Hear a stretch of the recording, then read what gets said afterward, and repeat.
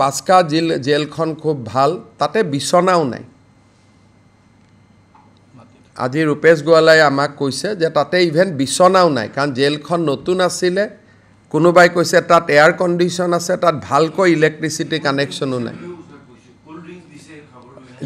cold ড্ৰিংকছখিনি খাইছিলে পুলিচৰ constable কেইজনে খোৱা পানীটো পুলিচৰ হাতত থকা কাৰণে নিজে খাবৰ কাৰণে ৰখাৰ কাৰণে দুই এজন বাতৰি কাকতে অভিযুক্তৰ কাৰণে বুলি ক'লে এটা অভিযুক্ত খাওক নাখাওক ডিউটিত থকা পুলিচেতো পানী খাব লাগিব তেওঁলোকতো জুবিনৰ অনুৰাগী গতিকে এই আৰু জেলখনৰ ভিতৰতো আপোনালোকক কেতিয়াবা আমি লৈ যাব পাৰিম আপোনালোকে চাব পাৰিব তাৰ দূৰণিলৈকে ক'তো এয়াৰ কণ্ডিশ্যন নাই সেইটোকে কৈছোঁ যে আপোনালোকে নিজে চিন্তা কৰক কালি যদি দুজন ল'ৰাৰ মৃত্যু হ'লহেঁতেন তাৰ দায়িত্ব কোনে ল'ব লাগিলহেঁতেন আজি ইচ্ছা কৰিলে এই দুজন ল'ৰাই যে গুলি খালে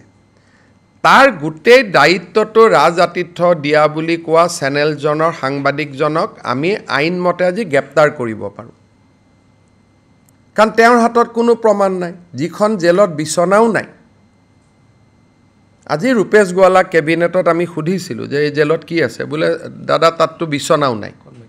অকল মেট্ৰেছ আছে নিৰাপত্তা দিব লৈ যোৱা হৈছে ৰাজ আতিথ্য নহয় দুইটাৰ মাজত পাৰ্থক্য আছে তাত ক'লে এয়াৰ কণ্ডিশ্যন আছে আজি এই দুইজন ল'ৰা যে যদি মৃত্যু হ'লহেঁতেন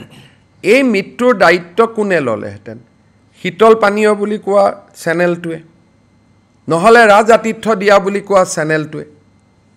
এতিয়া মই কাৰো ওপৰত ষ্ট্ৰিক হ'ব খোজা নাই সকলোকে ধৰি লৈছোঁ জুবিন অনুৰাগী কিন্তু যদি কালিৰ ঘটনাটোৰ তদন্ত হয় তেতিয়াহ'লে প্ৰথম প্ৰভোকেশ্যনটো এটা চেনেলৰ সাংবাদিকৰ পৰা আহিব যোনে ৰাজ আতিথ্য দিয়া বুলি ক'লে নম্বৰ 2 শীতল পানীয় খোৱা বুলি ক'লে গতিকে ক্ৰিমিনেল কেছটো এনেকুৱা হয় যে সাংবাদিকসকলৰ ফ্ৰীডম অফ স্পীচ আছে কিন্তু সঁচা মিছা বাতৰি কৈ থকাটোত ফ্ৰীডম অফ স্পীচৰ ভিতৰত নপৰে গতিকে এই বিষয়টো মই ভাবোঁ যে আপোনালোকে যদি জেলখন চাব খোজে যাবও পাৰিব দুটা দিন পিছত পৰিৱেশটো অলপ ঠাণ্ডা হৈ গ'লে জেল ৰাজ আতিথ্যৰ জেগা হ'ব পাৰে নেকি জেল কেনেকৈ ৰাজ আতিথ্যৰ জেগা হ'ব পাৰে আমি একেখন টকা খৰচ কৰি জেলহে বনাইছোঁ আমিতো হোটেল বনোৱা নাছিলোঁ জেলত কি থাকে সৰু সৰু ৰুম থাকে এটা ৰুমৰ পৰা এটা ৰুমত আহিব নোৱাৰা ডাঙৰ ৱাল থাকে জেলত ৰাজ আতিথ্য হ'ব পাৰে নেকি যদি আমি হোটেল এখনক জেললৈকে কনভাৰ্ট কৰিলোহেঁতেন তো ৰঞ্জন দৈমাৰী ক্ষেত্ৰত আমি তেওঁক এটা গেষ্ট হাউচত ৰাখিছোঁ NDFBৰ বহুত কেইজন একিউজত চিৰাঙত এখন আমি গেষ্ট হাউচত ৰাখিছোঁ তাত ক'ব পাৰে ৰাজ আতিথ্য বুলি আৰ্গুমেণ্টছে কিন্তু জেলতে ৰাখিলে জেলখন কেনেকৈ ৰাজ আতিথ্য হ'ব পাৰে গতিকে বিষয়টো ক'লৈকে লৈ যোৱা হৈছে মই ভাবোঁ যে ডেফিনেটলি সেই পেপাৰখনক জাষ্টিছ সৌমিত্ৰ শইকীয়া কমিটিয়ে মাতিব সাক্ষী দিবৰ কাৰণে কাৰণ অসম চৰকাৰে তাত এফিডেভিট দিব এই চেনেলটোৰ বিপক্ষে যাতে জাজে এইটোক চায় কাৰণ আমি যদি পুলিচে ধৰি লৈ যায় আমাক অভিযোগ দিব অহাকালি খুব সম্ভৱ জাষ্টিছ শইকীয়া কমিশ্যনে এফিডেভিট বিচাৰিব আমাৰ এফিডেভিটত যিমানে আজিলৈকে উৰা বাতৰি উলিয়ালে আমি গোটেইবোৰ আমাৰ এফিডেভিটত দিম যিমানে আজিলৈকে উৰা বাতৰি উলিয়ালে সুপ্ৰিম কোৰ্টত পিটিশ্যন যোৱাই নাই আপোনালোকে আৰম্ভ কৰিলে কেনেকৈ পিটিশ্যন যাব পাৰে পিটিশ্যনখনতে লিখা আছে ডিফেক্টিভ বুলি তাৰমানে পিটিশ্যনখন শুদ্ধ কৰি দিয়া নাছিল কাৰণে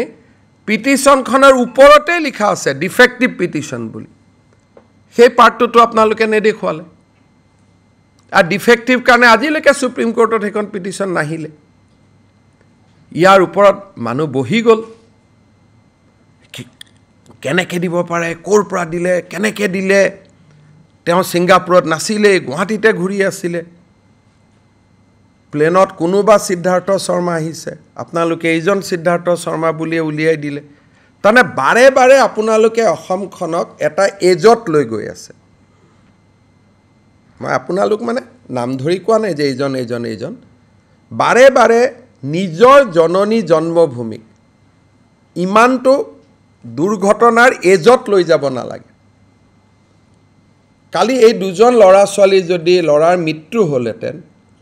আপোনালোকে ক'লেহেঁতেন অসম চৰকাৰে জবাব দিয়ক কিন্তু আচল দুখটো কাৰ ওপৰত আছিলে ৰাজাতীৰ্থ জীৱনত যোনে বাক্সা জেল দেখাই নাই 5টা যে CA আন্দোলনৰ সময়ত মৰিলে তেওঁলোকৰ কথা কেতিয়াবা আপোনালোকৰ মনত আহে নে নাই কেতিয়াবা মনত পৰে নে নাই কাৰোতো মনত নপৰে মাক বাপেকৰ মনত পৰি থাকে আজি এই দুজন ল'ৰা যদি মৃত্যু হ'লহেঁতেন মাক বাপেকে জীৱনৰ কাৰণে দুজন সন্তানক হেৰুৱাই দিলেহেঁতেন আপোনালোকে হয়তো 2টা TRP পালেহেঁতেন গতিকে মই ভাবোঁ যে সঁচা কথাখিনি আমাকে সুধি ল'ব না যে সেই জেলত AC আছে নেকি মোক এটা হোৱাটছআপ কৰিলেই মই ৰিপ্লাই দি দিম